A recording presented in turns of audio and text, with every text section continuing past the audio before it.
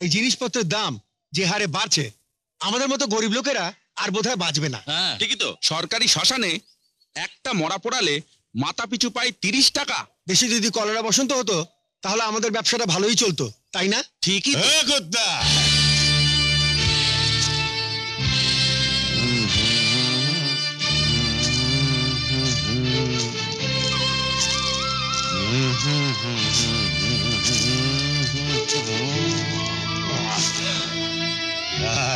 শকুনের জাত, মরা খাওয়ার খুব লোভ, তাই না? সরকারি চাকরি করিস,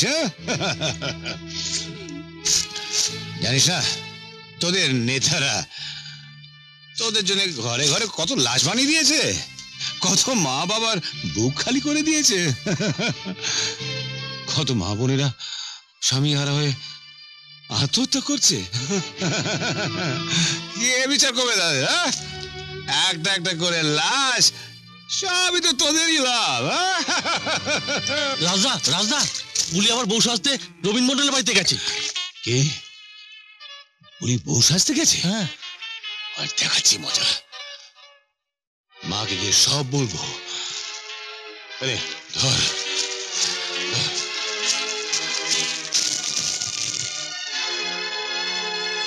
মা মা মা, এই যে মা, তোমার মেয়েকে সাবধান করে দাও, তাহলে এমন কেলেঙ্কারি হবে যে শেষ পর্যন্ত তোমার সম্মান থাকবে না।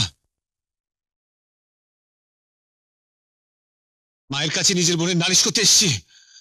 মা, তুমি যাবার সময় বলিকে আমার হাতে তুলে দিয়ে গেছিলে না? না মা, না, আমি আমার নালিশ ফিরিয়ে নিচ্ছি। তোমাকে শাসন করতে হবে না, বলি যা ইচ্ছে করুক। ছোট বোন, বিয়ে হয়ে গেলেই তো পরের বাড়ি চলে যাবে। না মা, তোমায় শাসন করতে হবে না। এবার চুলটা দেখান, এবার হাতটা দেখান। হ্যাঁ, আমাদের সবকিছু তো পছন্দ হয়েছে, এবার মেয়ের মুখটা দেখি।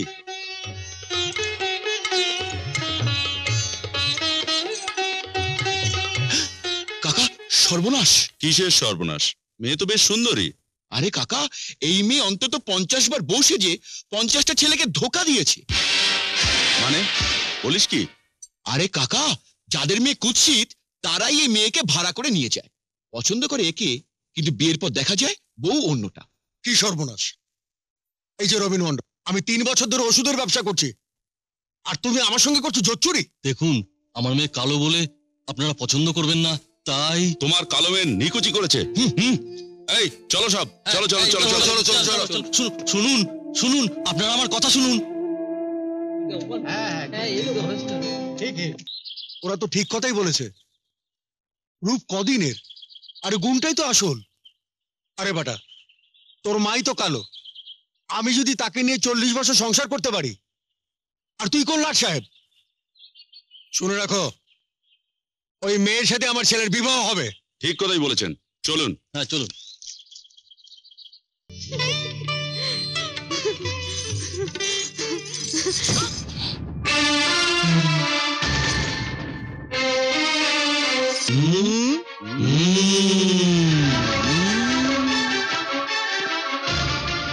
এই যে সুরেশ মন্ডল, এই জন্যই কি তোমাকে লঞ্চের মালিক সাজিয়ে রেখেছি?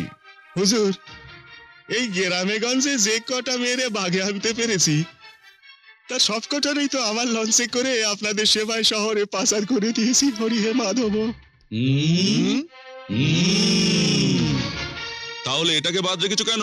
কিসের জন্য? নাকি নিজের জন্যই রেখে দিয়েছো?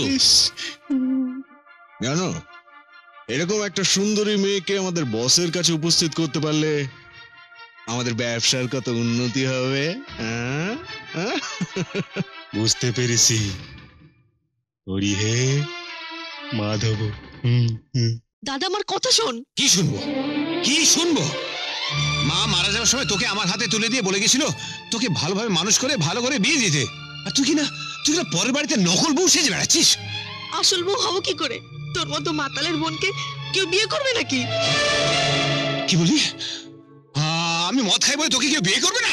হ্যাঁ হ্যাঁ, তাই। ঠিক আছে, ঠিক আছে, আমি আজ একটা ভালো চাকরি নেবো, আর চাকরি না পাওয়া পর্যন্ত এই মুখটা আমি তোকে দেখাবো না। দাদা দাদা খেয়ে যা। দরকার নেই, না খাবো না, চাকরি না পাওয়া পর্যন্ত হাঙ্গারি স্ট্রাইক।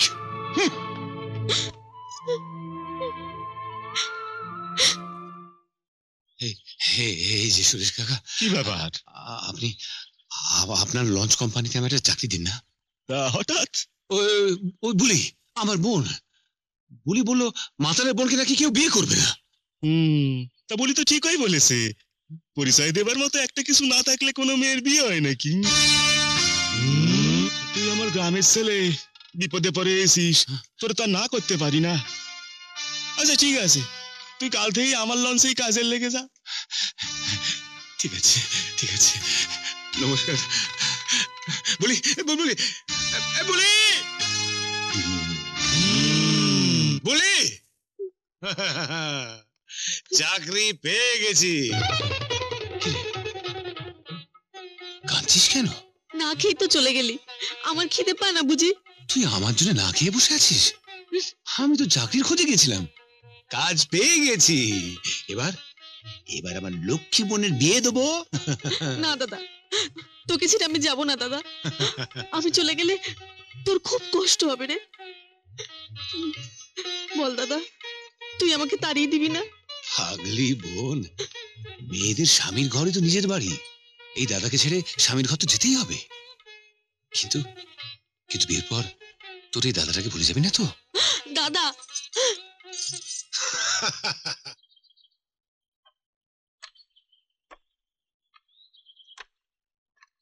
এনে এত টাকা? 2 মাসের বেতন অগ্রিম দিলাম, ধর ধর।